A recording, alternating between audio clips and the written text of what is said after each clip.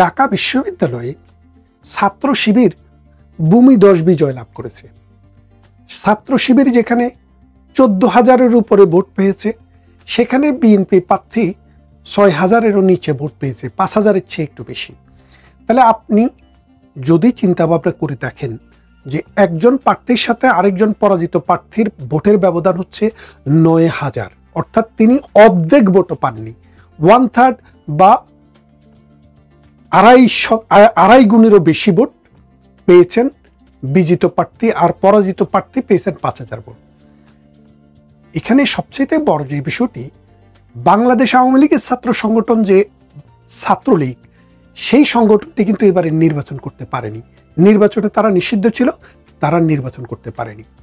এবং ট্রেডিশনালি সংখ্যালঘু সম্প্রদায়ের মানুষ আওয়ামী লীগকে ভোট দেয়। সেই আওয়ামী লীগকে যারা ভোট দেয় তারা বেশিরভাগ থাকে হলো সংখ্যালঘু সম্প্রদায়ের, বিশেষ করে হিন্দু, বৌদ্ধ, খ্রিস্টান যারা আছে, তাদের জন্য একটি বিশেষ হল আছে, সেটি হলো জগন্নাথ হল। সেই জগন্নাথ হলে শিবিরের প্রার্থী পেয়েছে মাত্র 8 ভোট, বিপি প্রার্থী, আর বিএনপির প্রার্থী পেয়েছে 1276 ভোট, উমামা ফাতেমা পেয়েছে 300-এর উপরে ভোট বা 500-এর মতো ভোট। এখন আপনারা একটা জিনিস হিসেব করে দেখেন, বিএনপি যেভাবে ঢালাওভাবে বলছে যে সব আওয়ামী লীগ শিবিরকে ভোট দিয়েছে, বিষয়টা হয়তো এরকম না।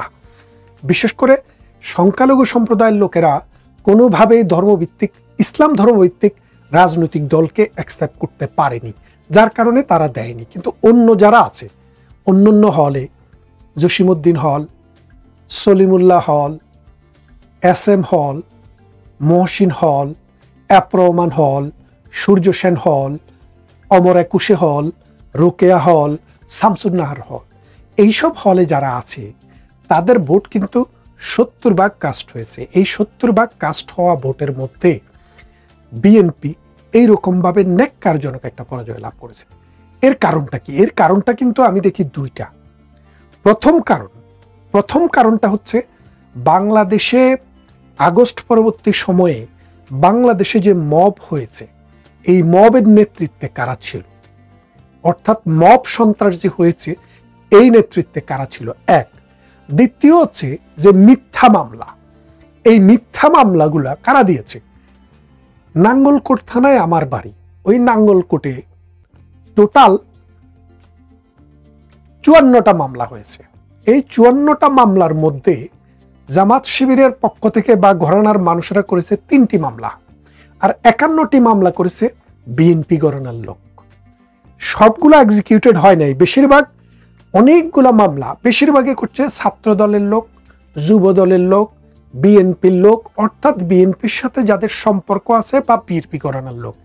এখন আমার নাঙ্গলকোটের যেই সব ছেলেপেলেরা আওয়ামী লীগ ঘরানার মানুষ, তাদের পিতাকে মামলা দিয়া, মিথ্যা মামলা দিয়া 5 লাখ, 7 লাখ, 3 লাখ, 2 লাখ টাকা করে যারা উসুল করছে, আমার নাঙ্গলকোটে যেই সব পরিবারের ছেলে বিশ্ববিদ্যালয়ে পড়ে, তাদের পিতা মাতা দৌড়াইয়া বেড়াচ্ছে, ঈদে ঘরে আসতে পারতেছে না। কাদের জন্য? ওই বিএনপিদের জন্য। তাহলে তারা কি তাদের ছেলেকে ফোন দিয়া বলবে, মেয়েকে ফোন দিয়া বলবে, বাবারে বিএনপিকে একটা ভোট দেয় শিবিরকে ঠেকানোর জন্য? কেন বলবে? যে জায়গায় শিবির বা জামায়াতে ইসলামী যে আপনাকে নির্যাতন করছে না। দেখেন নুরুল হুদার গলায় কারা এই জুতার মালা পরিয়েছে? আপনারা জানেন নিশ্চয়ই। নুরুল হুদার গলায় বিএনপির লোকেরা জুতার মালা পরিয়েছে। এইভাবে আওয়ামী লীগের বড় বড় যেই সব নেতাকে হেনস্থা করা হয়েছে, তাদেরকে কে বা কারা ধরে নিয়েছে, আপনি ভিডিও ফুটেজগুলো কালেক্ট করে আপনি দেখেন। আচ্ছা, যখন ধানমন্ডিতে যাইয়া যখন তারেক ভাইকে কথা দিলাম ধানমন্ডির 32 নম্বরের দখল নিলাম, এই কথা যারা বলে, এই চিন্তা যারা করে, বলেন তো, যারা বঙ্গবন্ধুকে ভালোবাসে, আওয়ামী লীগকে ভালোবাসে, তারা কি করে বলে যে আমি দেখতেছি ধানমন্ডিতে ভাইয়ার নির্দেশে আগুন দেওয়া হচ্ছে? তারা বলছে যেখানে সাদেক হোসেন খোকার ছেলে বুলডেজার সরবরাহ করে ধানমন্ডি 32 নম্বরকে গুড়ানোর জন্য, সেইখানে বঙ্গবন্ধুকে ভালোবাসা, আওয়ামী লীগকে ভালোবাসা একজন পিতা বা একজন মাতা কি করে নির্দেশ দেয় যে তুমি বিএনপিকে ভোট দাও? এই নির্দেশ দিতে পারে না, এটা দেওয়া সম্ভব না। তাই যা হওয়ার তাই হয়েছে। তার মানে বিএনপিকে ছাত্রলীগের একটা অংশ ভোট দিয়েছে, যারা নির্যাতিত হয় নাই বা যেসব পরিবার কোনোভাবে এফেক্টেড হয় নাই। বিশেষ করে আমি তো বলে দিলাম, সূর্য সেন হলের এই 1200 ভোট যদি ভোট না পাইতো, 1286 ভোট, 76 ভোট, তাহলে ছাত্র দলের যে বিপি প্রার্থী তিনি কিন্তু তখন তার ভোট নেমে যায় 4000-4000-এ, মানে তিনি 4000 ভোটও তখন জোগাড় করতে কষ্ট হয়ে যায়। তার মানে এখানে অন্যান্য হলেও যেই সব ছাত্রলীগ পরিবারের সদস্যরা কোনোভাবে এফেক্টেড হয় নাই, তারা কিন্তু বিএনপিকে ভোট দিয়েছে। কিন্তু যারা এফেক্টেড হয়েছে তারা হয় শিবিরকে ভোট দিয়েছে, না হয় ভোটদানে বিরত থেকেছে। এটা তাদের ক্ষোভ। এই ক্ষোভ যদি বিএনপি প্রশমন না করতে পারে, তাহলে আগামী যে সামনে নির্বাচন আসছে, বিএনপি জানে না যে বিএনপিকে ঘুমে রেখে বিক্রি করে দিবে জামাত শিবির, বাংলাদেশ জামাতে ইসলামী। কারণ তাদের কাছে বুদ্ধিভিত্তিক একটা রাজনৈতিক অংশ আছে এবং তারা এখন রাজনীতি বুঝছে। আর বিএনপি গায়ের জোরে রাজনীতি করতে চাচ্ছে। এটা এই বাংলাদেশে এখন আর চলবে না। দ্বিতীয় আরেকটা জিনিস হচ্ছে, শিবিরও কিন্তু একটা বিশাল জনগোষ্ঠী ঢাকা বিশ্ববিদ্যালয় তৈরি করেছে। আপনারা যারা যে অঞ্চলে বসবাস করেন, আপনারা কি কখনো দেখেছেন একটা ছেলে কওমি মাদ্রাসা, ইসলামী মাদ্রাসা, হাফিজি মাদ্রাসা, নুরানি মাদ্রাসা, উলুম মাদ্রাসা, এরকম কোনো মাদ্রাসায় পড়ার পর আইসা বিএনপি আর আওয়ামী লীগ করে অথবা বাম দল করে না? কারণ মাদ্রাসাগুলো হচ্ছে মগজ দোলাইয়ের একটা প্রতিষ্ঠান। মাদ্রাসাগুলো কিন্তু শিক্ষা প্রতিষ্ঠান না, আধুনিক শিক্ষায় শিক্ষিত করার কোনো প্রতিষ্ঠান না। ছেলেরা নিজের চেষ্টায় যা পারে সেটা দিয়ে অনেকে সাইন করে আর অনেকে আস্থা করে চলে যায়। কিন্তু এই মাদ্রাসাগুলো হচ্ছে মৌলবাদী চিন্তা চেতনার মানুষ তৈরি করার একটা কারিগর। এখন বাংলাদেশে আমার নাঙ্গলকোটে যদি দেখি, আমার গ্রামে সারিজানিয়া গ্রাম, লক্ষ্মীপদুয়া গ্রাম, মাহিনী গ্রাম, বাঙ্গড্ডা গ্রাম, এই 4টা গ্রাম পাশাপাশি। বাঙ্গড্ডা গ্রামে একটি হাই স্কুল আছে আর মাদ্রাসা 2টি, একটি মহিলা মাদ্রাসা, একটি ইসলামিয়া মাদ্রাসা। এই 2টা মাদ্রাসা, কামেল মাদ্রাসা 2টা, একটা মহিলা মাদ্রাসা আর একটি বাঙ্গড্ডা মাদ্রাসা, এই 2টি। তার মানে একটা স্কুল 2টা মাদ্রাসা। আমার গ্রামে কোনো হাই স্কুল নেই, কিন্তু একটি হাই স্কুল সমমানের মাদ্রাসা রয়েছে। আপনি যান মাহিনীতে একটি স্কুল, মাদ্রাসা মনে হয় 2টি 3টি, তার মধ্যে একটি উলুম মাদ্রাসা, একটি হাফেজি মাদ্রাসা এবং ইসলামিয়া কামেল মাদ্রাসা এই গ্রামে নেই। তারপরে আপনি যান মন্তলি, একটা স্কুল একটা মাদ্রাসা। তার মানে হচ্ছে স্কুলে যারা যায় তাদের থেকে কেউ বিএনপি হয়, কেউ আওয়ামী লীগ হয়, কেউ বাম দলীয় জোট হয়, কেউ জাতীয় পার্টি হয়, আর কেউ কেউ দল নিরপেক্ষ থাকে। 4টা ভাগে চলে যায়। আর মাদ্রাসা যারা পড়ে তাদের 98% সব জামাত করে, অর্থাৎ শিবির করে। এখন ঢাকা বিশ্ববিদ্যালয়ে যে ভর্তি পরীক্ষাটা এমনভাবে করা হয়েছে, আমার ছাত্র জীবনের একটা কথা বলি আপনার বলে যাওয়ার আগে, যে আমি যখন ক্লাস 5-এ পড়ি তখন ধর্ম পরীক্ষা, ইসলামিয়াত পরীক্ষায় আমাকে হুজুর স্যার, তার বাঙ্গড্ডা মাহিনী বাজারে একটি লাইব্রেরিও ছিল, তো তিনিও জামাত করতেন।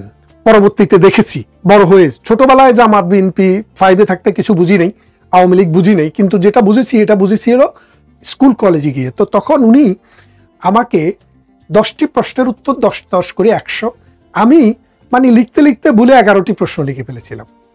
তো একটি প্রশ্নতে আমাকে তিনি 8 দিয়েছেন, আর 10টি প্রশ্নতে তিনি আমাকে 10 করে 10 100 দিয়েছেন। মানে আমাকে এত পছন্দ হয়েছে, ভালো লিখেছিলাম, 108 নাম্বার পেয়েছি 100 নম্বরের পরীক্ষায়।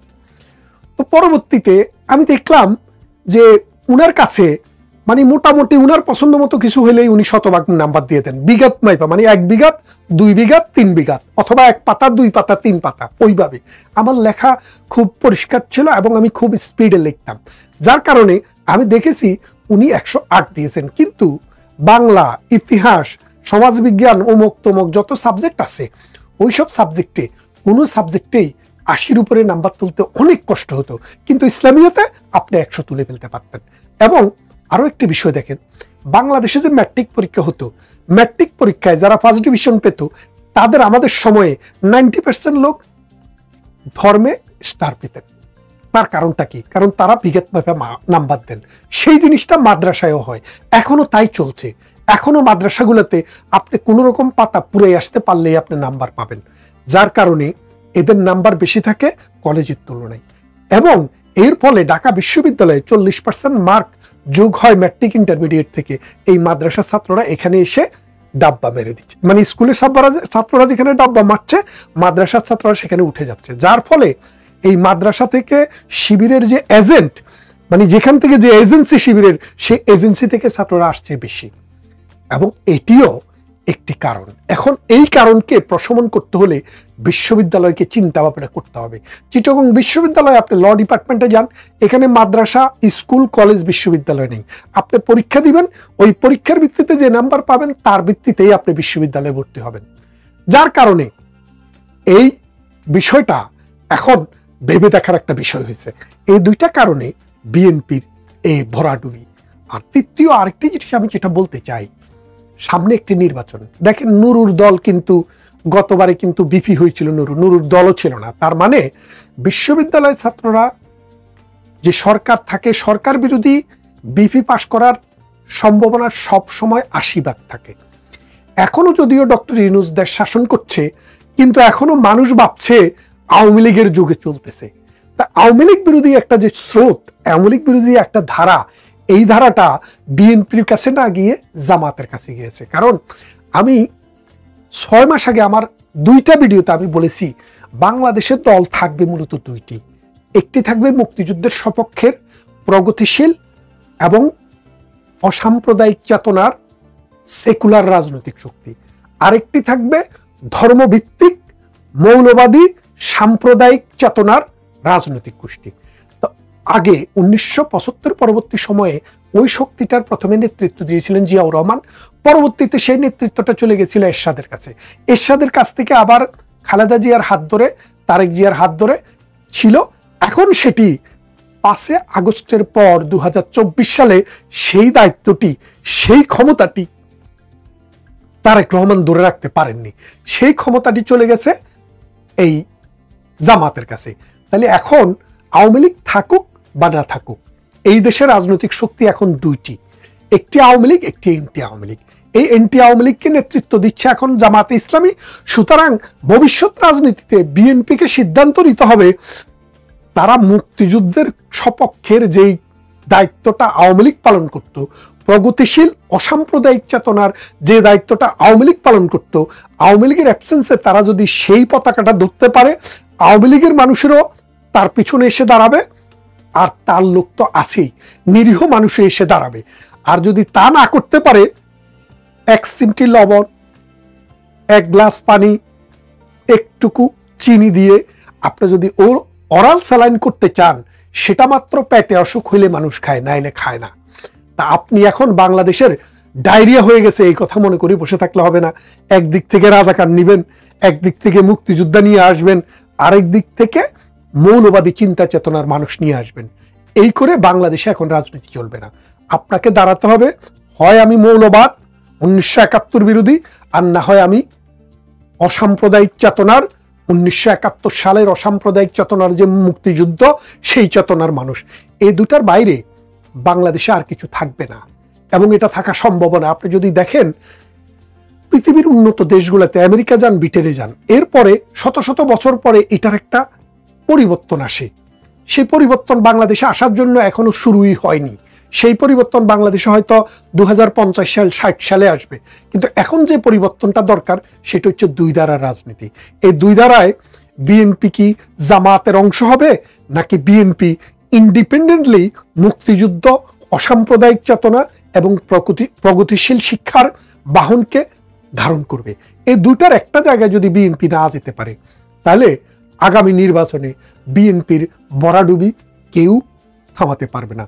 বিএনপিকে এখন বুঝতে হবে এই বাংলাদেশে, আপনি দেখেন এই যে একটি হলের কথা বললাম, জগন্নাথ হল, সেখানে 1200 ভোট পেয়েছে বিএনপির প্রার্থী, 1276 ভোট।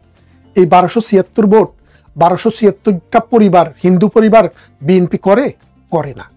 এখানে আওয়ামী লীগ সংখ্যাগরিষ্ঠ, মানে 100টার মধ্যে 90টা ভোট আওয়ামী লীগ পায় সবসময়। কিন্তু এবারে কেন বিএনপি পেল না? কারণ বিএনপি এই সংখ্যালঘু সম্প্রদায়কে, এই আওয়ামী লীগের মানুষদেরকে, এই প্রগতিশীল মানুষদেরকে এই নিশ্চয়তা দিতে পারেনি যে আমরা যা করব আইনের ভিত্তিতে করব, আমরা মব করব না, আমরা 32 নম্বরে বুলডেজার চালাবো না, আমরা আওয়ামী লীগের মানুষদেরকে অবিচার নির্যাতন করে মিথ্যা মামলায় প্রতিহিংসা চরিতার্থ করবে না। এই কথাটা যদি বিএনপি, এই আশ্বাসটা যদি বিএনপি এই এখন সেপ্টেম্বর, অক্টোবর, নভেম্বর, ডিসেম্বর, জানুয়ারির মধ্যে মানুষকে দিতে না পারে, তাহলে আগামী নির্বাচনে বিএনপির পরাজয় ঠেকানোর এমন কোনো শক্তি বাংলাদেশে নাই। তাই আসুন বিএনপিকে অনুরোধ করি, আপনারা এই কুল রাখি না শ্যাম রাখি এই জায়গায় না গিয়ে একটা কনফারেন্স করে আপনাদের অবস্থানটা ক্লিয়ার করেন। আপনার এই ঠেলা বাহিনী, আপনার এই গুন্ডা বাহিনী যারা চাঁদাবাজি, সন্ত্রাসী, মব এগুলো তৈরি করছে, মামলা বাণিজ্য করছে, পুলিশ স্টেশন দখল করতেছে, তারপরে টিচারদেরকে পিটিয়ে মানে পোস্ট থেকে নামাচ্ছে, এগুলা বন্ধ করেন। এগুলা বন্ধ করে আসেন। আওয়ামী লীগ যেহেতু নেই, এই ঐতিহাসিক সুযোগটা আপনারা নেন। আওয়ামী লীগের অ্যাবসেন্সে এই সুযোগটা আপনারা নেন। আর আপনারা যদি নিতে না পারেন, অন্ধ হলে প্রলয় বন্ধ থাকে না। মনে রেখেন, এই প্রলয় আপনাদেরকেও শেষ করে দেবে। আসুন আমরা যার যার জায়গা থেকে প্রগতিশীল রাজনীতি, বুদ্ধির মুক্তি, চিন্তার স্বাধীনতা এবং বাংলাদেশের ৭১-এর মহান মুক্তিযুদ্ধের চেতনা নিয়ে বাংলাদেশটাকে সামনের দিকে আগিয়ে নিই। ৫৪ বছরে আমরা যেখানে গিয়েছি সেটা দক্ষিণ পূর্ব এশিয়াতে অন্য যেই কোনো দেশের চাইতে ভালো। আগামী ১০, ২০, ৩০ বছরে আমরা আকাশ ছুঁয়ে দেখব।